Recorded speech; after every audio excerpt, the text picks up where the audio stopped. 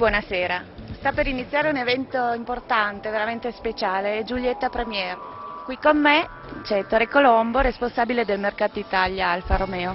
Che aspettative ci sono su questo modello? Per noi è un momento importante, un momento fondamentale, direi, di tutta la storia di Alfa Romeo. Rientriamo in un segmento molto importante come quello delle berlinette, è importante per l'Italia e ancora più importante per l'Europa. Con questa vettura noi vogliamo cercare nuovi orizzonti, ci vogliamo cercare una direzione nuova. È una macchina davvero bella, bellissima. Quali altri punti di forza ha la Giulietta? Lo stile di questa vettura è da sempre la storia di Alfa Romeo.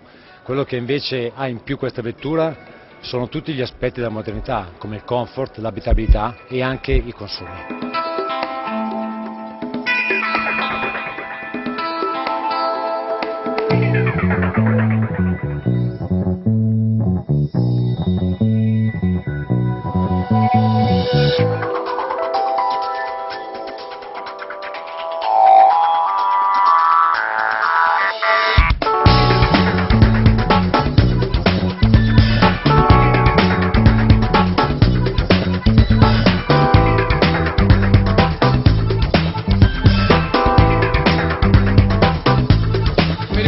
Email di registrarmi il venerdì e alle 12 in punto ero collegato dal Alfisti.it per assistere all'anteprima. Diciamo una macchina da noi Alfisti molto attesa.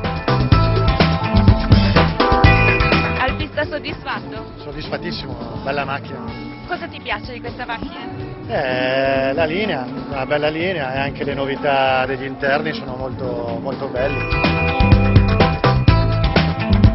Molto bella, esprime veramente quello che è l'Alfa. Poi vederla con questo colore qua 8C è stupendo. Vederla stasera mi ha lasciato, ho avuto la lacrimuccia quando l'hanno scoperta. Giuro che mi ha veramente lasciato senza parole, è stupenda, è magnifica. Dal vero è tutto un altro effetto, le fotografie viste ad oggi non rendono quanto è bella e sinuosa, ma è veramente una macchina fantastica.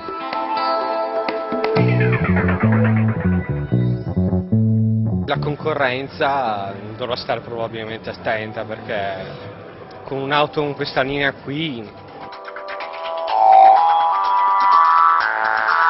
Adesso guidi 147. 147, per poco, perché ci sarà questa poi nel futuro.